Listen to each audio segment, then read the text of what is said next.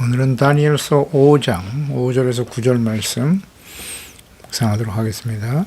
5장 5절에서 9절까지 말씀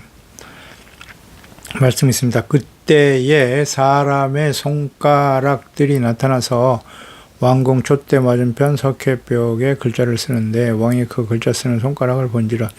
이에 왕의 즐기던 얼굴빛이 변하고 그 생각이 번민하여 넓적다리 마디가 녹는 듯하고 그의 무릎이 서로 부딪힌지라. 왕이 크게 소리질러 술객과 갈대아 술사와 점쟁이를 불러오게 하고 바벨론의 제자들에게 말하되 누구를 막론하고 이 글자를 읽고 그 해석을 내게 보이면 자주색 옷을 입히고 금사슬을 그의 목에 걸어주리니 그를 나라의 셋째 통치자로 삼으리라 하니라. 그때에 왕의 제자가 다 들어왔으나 능히 그 글자를 읽지 못하며 그 해석을 왕께 알려주지 못하는지라.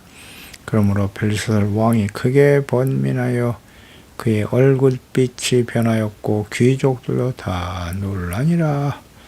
아멘. 교만한 자에 대한 하나님의 보응. 바벨론의 마지막 왕인 벨사살. 그는 교만했던 느부갓네살 왕과 같이 자신의 권위와 위엄과 영광을 나타내기 위해서 귀족들과 함께 1000여 명의 귀족들과 함께 잔치를 베풀고 있었죠. 하나님의 마지막 심판이 임박한 때에 사람들의 특성이 이와 같다. 벨사살 왕의 멸망의 과정을 통해서 우리가 깨닫게 되는 것인데요. 잔치에 술을 마실 때 느부갓네살 왕이 예루살렘 성전에서 탈취해온 성전의 기명을 가져오게 해서 그것을 술을 마시면서 자신들이 섬기는 신을 찬양하고 있었죠. 그 신이라 봐야 금은 돌나무, 쇠로 만든 우상들이었죠.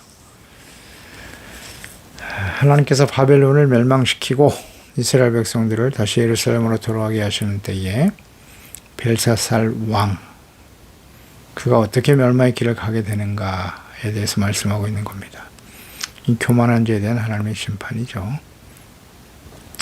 5절에 그때에 사람의 손가락들이 그랬어요. 사람의 손가락들이 나타나서 왕궁 촛대 맞은편 석회벽에 글자를 썼다. 알아볼 수가 없죠. 교만한 벨사살이 하나님의 성전의 기명에 술을 마시며 잔치를 베풀고 있을 때, 그때죠. 그때 느부갓네살 왕으로부터 이스라엘의 하나님에 대해서 벨사살이 들었을 거예요. 듣고 배울 수 있는 기회가 주어졌지만 부모 세대로부터 전혀 교훈을 얻지 못하죠. 교훈을 얻지 못하는 자녀 세대들, 자신들이 섬기는 바벨론의 우상과 신들을 추앙하면서 이스라엘의 하나님을 조롱하고 멸시하며 성전 기명으로 술을 마시고 있을 때죠. 그들은 이스라엘은 바벨론에 의해서 멸망을 당한 나라고, 바벨론은 강력한 나라이기 때문에 이스라엘의 신보다 자신들의 신이 훨씬 월등하다, 위대하다 이렇게 생각하고 있었겠죠. 그러니 이스라엘, 하나님의 성전에서 가지고 온 기명으로 술을 마시면서 하나님을 조롱했던 것이죠. 바로 그때에 사람의 손가락들이 나타나서 글씨를 쓰는 놀라운 일이 벌어지게 된 것이죠. 그러니까 이 벨사살 왕이 이렇게 교만하고 때로는 완악한 모습을 보이고 있죠. 어리석은 모습을 보이고 있는데요. 자, 이때는 이제 하나님께서 약속하신 예루살렘으로 70년 후에 예루살렘으로 다시 돌아올 것이라고 예레미야 선지자를 통해서 말씀하셨는데요. 이제 그때가 된 것입니다. 그때가 되었고, 벨사살, 그때 이제 바벨론 왕이 벨사살 왕이었던 것이죠. 그래서 이제 하나님께서는 벨사살 왕과 바벨론을 멸하시고 메대의 왕이었던 다리오를 세워 하나님의 계획을 실현할 때가 되었을 바로 그때인 것이죠. 지난번에도 우리가 묵상했지만 벨사살이 이렇게 교만하고 악을 행하지 않았다면 메대 다리오 왕처럼 하나님이 사용해서 이스라엘 백성들을 예루살렘으로 다시 돌려보낼 수도 있었을 거예요. 근데 벨사살이 메대에 의해서 멸망을 당하는 마지막 왕이 되었던 그 과정을 우리 지금 묵상하고 있는 거예요. 그가 아주 교만했어요. 성령 기명에 술을 마시다니. 분명 느부갓네살을 통해서 하나님을 알 수 있는 기회가 주어졌는데 여전히 교만하죠. 그래서 사람의 손가락들이 나타나서 벽에 글씨를 썼다는 거죠. 손가락만 나타났다. 사람의 손가락이 벽에 글씨를 쓰니 얼마나 놀랐겠습니까? 그러니까 하나님께서 이걸 목격하게 하신 거예요. 이제 하나님이 사자를 보내신 거죠. 그러니까 하나님께서는 종종 하나님의 뜻을 전하고 이루기 위해서 천사들을 보내시기도 하셨는데요. 이 천사들을 사람의 눈으로 볼 수 있는 사람의 모습으로 찾아오기도 하셨죠. 아브라함의 경우에도 99세 됐을 때 천사들 셋이 나타나죠. 창세기 18장 1절 이하에 여호와께서 마므레의 상수리 나무들이 있는 곳에서 아브라함에게 나타나셨다. 여호와께서 나타나셨다잖아요. 마므레 상수리 나무들이 있는 곳에서 아브라함에게 나타나시니라. 그러니까 하나님이 나타나셨다. 사람의 모습으로. 날이 뜨거울 때 그가 장막에 문에 앉았다가 눈을 들어본 즉 사람 셋이 맞은편에 서 있는데 성부 성자 성령이었을까요? 그가 그들을 보자 곧 장막문에 달려가서 영접했다. 그때 이제 하나님께서 10절에 그가 이르시되 내년 이맘때 내가 반드시 너에게로 돌아올 거야. 이 내가가 누굽니까? 하나님이시잖아요. 내 안에 사라에게 아들이 있으리라 하시니라. 사라가 그 뒤 장막문에서 들었더라. 그러니까 하나님께서 찾아오셨다고 말씀하고 있잖아요. 여호와께서 아브라함에게 나타나셨는데 사람의 모습을 가지고 나타나셨다. 성부, 성자, 성령. 하나님의 사자, 천사를 보내실 수도 있고요. 이 손가락이 천사들의 손가락일 수도 있고 하나님의 손가락일 수도 있는 거예요. 직접 사람의 눈으로 손가락만 보이게 하신 거죠. 두려운 일이죠. 이는 사람이 하는 일이 아니기 때문에 이런 모습으로 이런 광경으로 나타나셨을 것이라고 보여요. 사람이 나타나서 쓰는 것이 아니라 손가락들만 나타나서 글씨를 쓰니까 심상치 않은 일이 벌어진 거죠. 그러니까 이런 광경을 보게 함으로써 두려움을 극대화시키는 거죠. 그래서 이건 사람이 하는 일이 아니라 신들이 하는 일이다. 그들은 신들이라고 표현하겠습니다만 이것은 이스라엘의 하나님 여호와께서 하시는 일임을 분명히 깨닫게 하기 위해서 이런 방법을 사용하신 것 같습니다. 이건 하나님이 하시는 일이야. 하나님이 이 글을 쓰고 계시는 것이다. 그래서 6절에 이에 왕이 그 즐기던 얼굴빛이 변했죠. 생각이 번민하고 넓적다리 마디가 녹는 듯 했고 무릎이 서로 부딪혔다. 이런 기괴한 장면을 지금까지 살면서 아마 본 일이 없었을 거예요. 이 벨사살 왕이. 그래서 얼굴빛이 변하고 번민하고 무릎이 떨리는 등 극한 두려움과 공포에 사로잡히게 되네요. 얼마나 두려웠겠습니까? 이 상황들이. 한 번도 경험하지 못한 일이 일어난 거예요. 그러니까 하나님을 알지 못하는 사람들은 누구나 이렇게 내면에 두려움을 가지고 살아요. 두려움을 내포하고 살아가게 돼요. 그러니까 두려움의 근본적인 실체는 뭐냐? 죄 때문이죠. 에덴 동산에서 아담과 하와가 하나님께 범죄하였을 때 그들이 두려워했죠. 바로 두려움이 찾아왔어요. 두려워하여 나무 뒤에 숨었더라. 하나님을 두려워하잖아요. 두려움의 근본적인 원인은 죄 때문이다. 하나님이 먹지 말라고 하는 선악을 알게 하는 나무의 열매를 먹었기 때문에 두려워하게 되는 것이죠. 그러니까 하나님을 떠나버린 하나님을 알지 못하는 사람들, 하나님의 형상대로 지음받았으나 죄로 인해서 하나님과의 관계가 단절되어 죄 가운데 살아가는 사람들은 다 누구나 근본적으로 두려움을 가지고 살아가게 된다. 두려움이 없는 사람이 있을까요? 그렇지 않아요. 죄의 삭은 사망이고, 또 하나님은 공의로우신 분이거든요. 죄에서 공의로 심판하시는 하나님이시기 때문에 하나님의 형상대로 지음받은 사람들은 죄 가운데 살면서 두려움을 가지고 있다.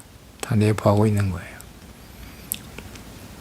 이제 크고 강대한 나라 바벨론의 왕은 사실 두려울 것이 없는 그런 위치에 있는 사람이죠. 권위, 위엄을 가지고 있었지만 막강한 군대도 있었고, 그러나 손가락들이 나타나 벽에 글씨 쓰는 광경을 보고 크게 두려워할 수밖에 없었더라.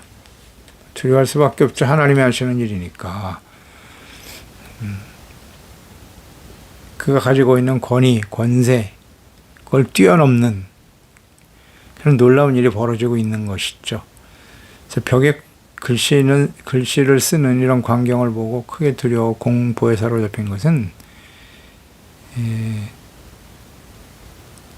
자신이 알지 못하는 하나님께서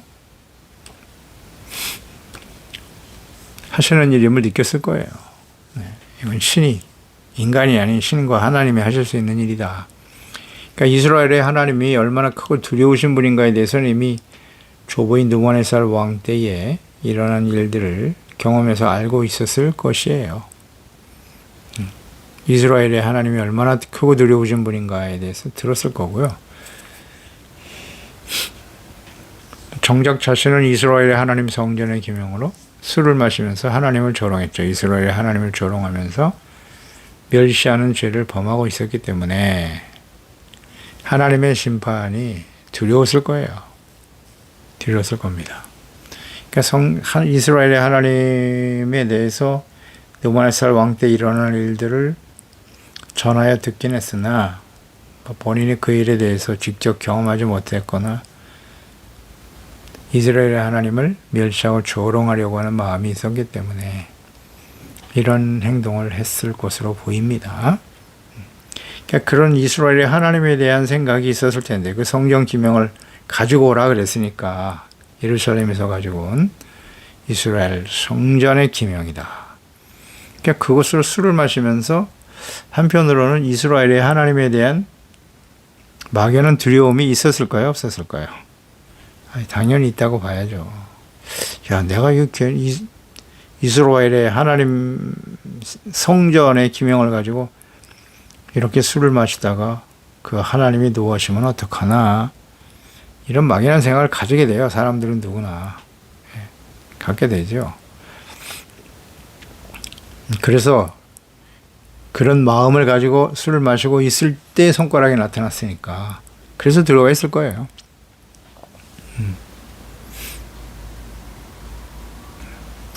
분명한 것은 악인에게는 평강이 없다는 거예요. 크고 화려한 궁전에서 수많은 사람들과 함께 호의호식하면서 자신의 막강한 권력과 위엄과 영광을 자랑하려고 했지만 절대 악인에게는 평강이 없어요. 이사야 48장 22절 여호와께서 말씀하시되 악인에게는 평강이 없다 하셨느니라. 크고 좋은 집에서 호의호식하면서 부와 명예와 권력을 가지고 살아갈지라도 악인에게는 절대 평안이 없어요. 평강은 어떤 상황이나 환경에서 주어지는 게 아니에요.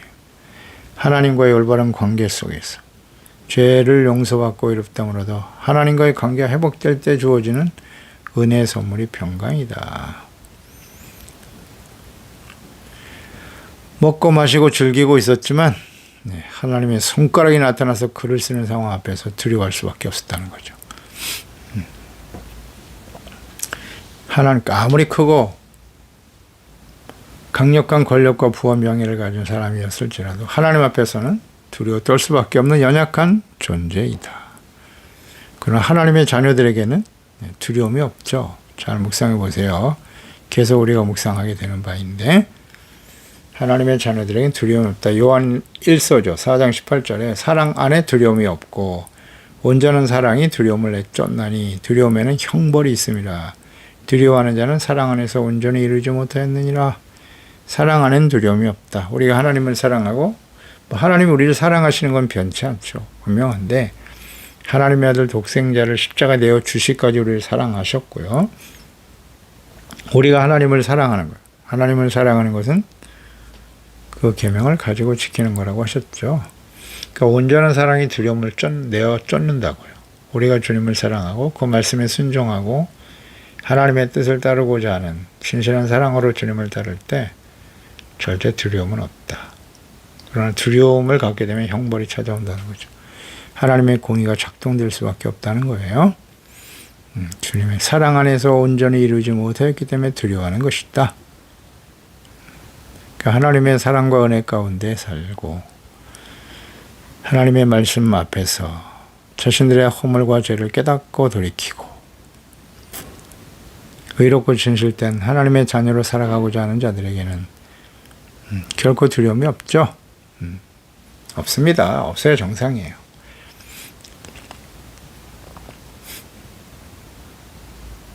7절에 왕이 크게 소리질러 술객과 갈대아 술사들 점쟁이들 다 불러오게 했어요. 바벨론의 지휘자들에게 말하되 누구를 막론하고 이 글자를 읽고 해석을 내게 보이면 자주색 옷을 입히고 권세를 주겠다는 얘기네요. 금사슬 목에 걸고 나라의 셋째 통치자로 삼을 것이다. 그러니까 이 하나님께서 직접 기록하신 글이고 장차 벨사살 왕에게 이루어질 하나님의 뜻과 계획이었기 때문에 이전에 느부갓네살의 꿈과 같이 이제 바벨론의 제자들은 그 내용을 알 수가 없었습니다. 너무나 당연하죠. 글자를 읽을 수도 없었어요. 바벨론의 제자들은. 그러니 글자를 읽지도 못하는데 내용을 어떻게 파악할 수 있었겠습니까? 그래서 벨사살 왕은 그 글씨를 해석하는 자에게 셋째 통치자로 삼을 것이다. 벨사살은 조부였던 느부갓네살 왕 때 꿈을 해석했던 다니엘의 존재를 모르고 있었거나 혹은 과거에는 알고 있었지만 잊어버렸을 것이다. 무관심, 관심이 없죠. 그래서 이 글을 해석하는 자에게 주는 직위, 셋째 통치자였다. 첫째는 왕일 것이고 두 번째 통치자는 총리일 것이고 셋째면은 각도를 통괄하는 그런 치리자로 보이는데요. 느부갓네살 왕이 다니엘을 총리로 또 모든 박사의 어른으로 삼은 것에는 미치지 못하지만 높은 지위를 약속했다.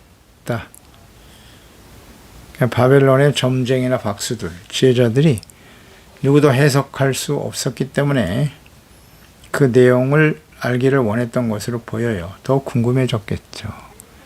사실 무시해도 그만이지만 그 상황이 나타나는 과정이 너무 기괴한 것이었고 그 내용도 분명 특별한 하나님의 계시였기 때문에 하나님이 하신 일이거든요. 이게 하나님이 계시였기 때문에 그 내용은 벨사살 왕이 더욱 궁금하게 하셨을 것이다. 번민하게 하고 두려워하게 하는 궁금해하는 이 모든 일들을 하나님이 하신 일이라고 보면 되겠습니다. 자, 하나님께서 이렇게 벨사살 왕에게 장차 일어날 일에 대해서 아주 분명하게 하나님의 뜻을 깨닫게 하시려고 이런 극적인 상황을 만드셨던 거죠. 하나님이 하시는 겁니다. 8절 9절에 그때의 왕의 지혜자가 다 들어왔으나 능히 그 글자를 읽지 못하고 당연하죠. 그 해석을 왕께 알려주지 못했다. 그러니까 바벨론 왕을 섬기는 내노라 하는 지혜자들이 모두 다 찾아왔을 텐데 글씨를 보았으나 읽을 수도 없다. 읽을 수도. 그게 이 어느 나라 말인지 그 당시에 바벨론이 주변의 모든 나라들을 정복하고 다스리고 지배하고 있었기 때문에 그 모든 나라들의 말을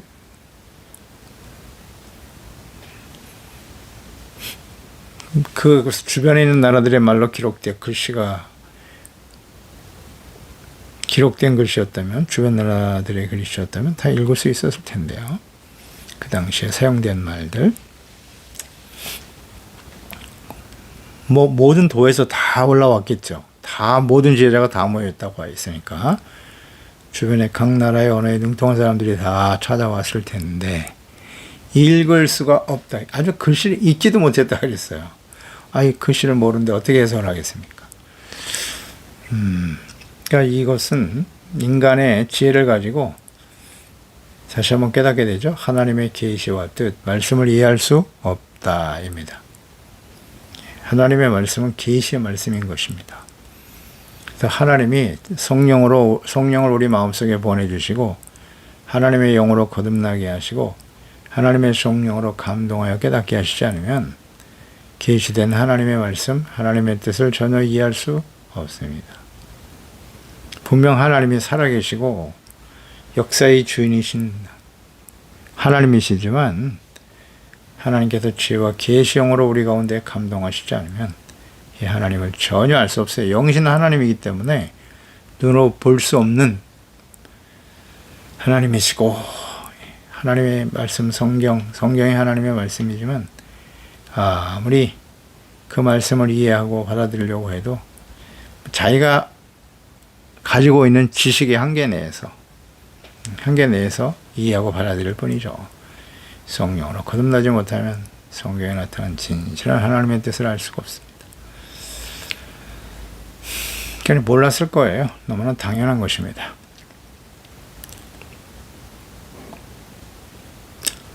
그러니까 이들은 바벨론의 신들과 그를 섬기는 선지자 혹은 박수들 결코 하나님께서 하시는 일을 알 수 없었을 거고 하나님의 성전의 기명에 술을 담아 마시면서 바벨론의 신들을 찬양하면서 높이던 벨사살 왕과 바벨론 사람들을 생각해 보세요. 5장 4절에서 보았죠. 그들이 술을 마시고는 금은 구리 쇠 나무 돌로 만든 신들을 찬양하고 있었다는 거죠.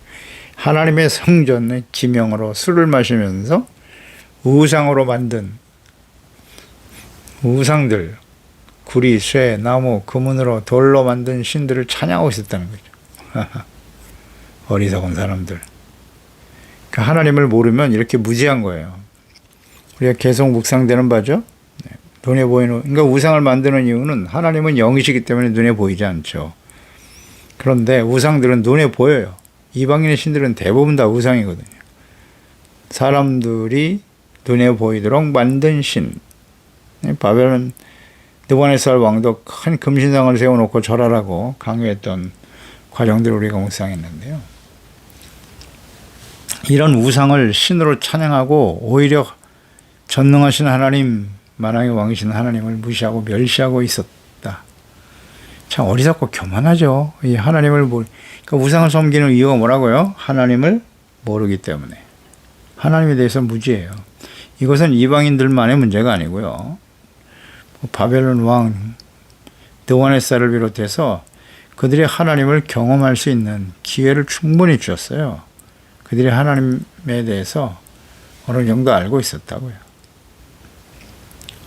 그러나 이렇게 하나님에 대해서 무지하고 멸시하는 자들 결국 우상을 향해 달려가는 거예요. 하나님을 모르기 때문에. 그러니까 하나님의 백성들조차도 우리가 이스라엘 열왕기 시대 이스라엘 백성들, 사사기 시대 이스라엘 백성들 우리가 잘 보아서 알고 있죠. 그들이 우상에 빠지는 이유가 무엇입니까? 하나님을 잘 모르기 때문에 무지예요. 무지와 완악함이에요. 그래서 하나님이 그걸 깨우쳐 주시려고 끊임없이 선지자들을 보내셨죠. 그런데 받아들이지 않잖아요.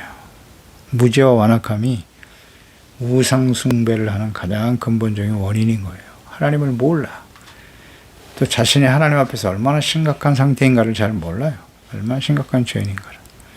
어리석고 교만하죠. 그래서 벨사살 왕은 모든 제자를 다 불러들였는데 아무도 알 수가 없는 거예요. 그러니까 벨사살 왕의 마음은 더욱더 불안해지는 거죠. 그래서 두려움과 공포에 떨면서 얼굴빛이 변하였다 그랬어요. 얼굴빛이 변하였다. 그러니까 매우 두려워하고 이 일에 대해서 민감하게 반응하고 있는 벨사살 왕을 볼 수 있죠. 그러니까 하나님께서 이미 그 마음속에 두려움을 주시고 그의 때가 끝났기 때문이에요. 두려웠을 겁니다. 크게 번민하여 얼굴빛이 변할 정도니까요. 아주 놀라고 두려워하고 있었다. 하나님께서 벽에 기록한 이 글씨를 전혀 읽을 수가 없었다 그랬는데요. 그럼 이 글씨는 어떤 글씨였을까? 그 당시에 사람들이 사용하는, 나라에서 백성들이 사용하는 그런 글씨가 아니었을 거라는 거죠. 근데 다니엘은 딱 보고 즉시 그것이 어떤 의미인지를 알았단 말이에요. 이것은 하나님만이 아시는, 하나님의 손가락으로 기록한 것이기 때문에 하나님의 영에 감동된 다니엘은 이미 하나님께 기도하고 갔을 거예요. 기도하고. 그 글씨의 의미가 무엇인가에 대해서 기도하고 하나님께서 가르쳐 주셨겠죠. 그러니까 하나님의 영에 감동되지 않으면 알 수 없는 그런 글이었다고 보면 돼요. 하나님께서 친히 기록하신, 성령으로 감동되지 않으면 알 수 없는 글이었을 것이다. 그래서 이제 하나님이 장차 벨사살 왕에게 일어날 일들을 이렇게 자세하게 친히 나타나 글을 쓰심으로써 깨닫게 하시고, 오직 하나님의 영에 감동된 다니엘만이 그 글을 읽고 해석할 수 있게 하셨다. 그러니까 다니엘을 하나님께서 다시 높이시는 거예요. 다니엘을 높이시고, 다니엘이 하나님이 살아계신 하나님이다. 그러니까 바벨론 포로 기간 동안에도 하나님께서는 자신의 이름과 영광을 지키시는 분이시죠. 지키시는 분입니다. 이런 사건들을 통해서 바벨론의 모든 우상 섬기는 자들, 지혜자들 무력하잖아요. 할 수 없는 일을 하나님의 사람인 다니엘이 이 모든 일은 하나님이 하시는 것이라고 또 선포하고 증거하게 하시는 거죠. 그 하나님은 지금도 우리의 하나님이시고 우리 아버지세요. 독생자 예수 그리스도를 보내사 우리를 구원하시고 우리와 함께 하시는 하나님이십니다. 이 하나님이 주시는 지혜와 능력으로 또 하나님의 영으로 충만해서 성경에 기록된 하나님의 말씀을 바르게 이해하고, 성경 말씀을 보면 장차 되어질 일들이 자세하게 나타나 있어요. 자세하게 나타나 있습니다. 개인적으로도 말씀 앞에서 우리가 현재 어떤 사람이냐, 죄인의 길을 가고 있느냐, 의인의 길을 가고 있느냐, 예수 그리스도를 따라 십자가 지고 주님을 따르고 있느냐.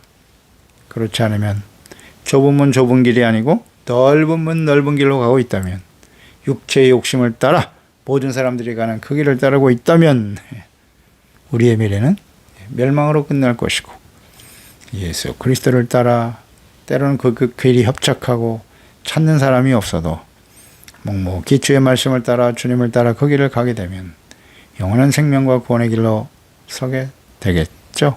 구원 앞에 서게 되겠죠. 이것은 우리의 미래가 아주 분명한 것입니다. 기도하겠습니다. 하나님 아버지, 오늘도 하나님께서 이스라엘 백성들이 예루살렘으로 다시 돌아갈 때가 된 거예요. 하나님이 약속하신 70년의 때가 가까움에 벨사살 왕을 하나님께서 메대에 의해서 멸망하게 하시고 바벨론이 끝나는 거죠.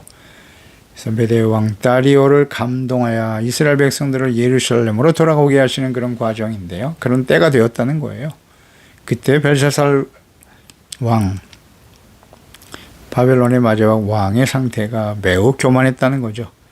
느부갓네살을 통해서 충분히 이스라엘의 하나님 여호와를 알 수 있는 기회가 주어졌으나, 하나님 이스라엘의 하나님을 멸시하고 성경 기명으로 술을 마시며 조롱하고 있을 그때에 하나님께서는 친히 그 손가락을 보여주시고 벽에 글씨를 쓰심으로써 크게 두려워하고, 그러나 그 내용은 아무도 알 수 없죠. 예, 그렇습니다. 하나님이 하시는 일, 하나님의 계획과 뜻은 인간의 지혜와 지식으로는 전혀 이해할 수 없는 것이죠. 무지하고 죄악 가운데 살기 때문에 사람들은 두려워하는 것입니다. 그러한 저희들을 주님께서 친히 찾아오셔서 우리 마음속에 하나님의 성령을 보내주시고 지혜와 계시형으로 깨닫게 하사 말씀이 육신이 되어 찾아오신 예수 그리스도, 또 하나님의 말씀들을 잘 듣고 깨달아 믿음으로 하나님을 경외하는 하나님의 자녀로 살아갈 수 있게 하심을 감사합니다. 주여, 아직도 많은 사람들이 예수께서 그리스도요 하나님의 생명과 구원의 기름을 알지 못하고 살아가고 있습니다. 그들을 바르게 가르치고 하나님께서 다니엘을 사용하신 것처럼 저희들을 사용하셔서 많은 사람들을 살리고 하나님의 나라와 뜻을 바르게 깨닫고 증거하는 일에 쓰임받는 저희들이 되게 하소서. 예수님의 이름으로 기도드리옵나이다. 아멘.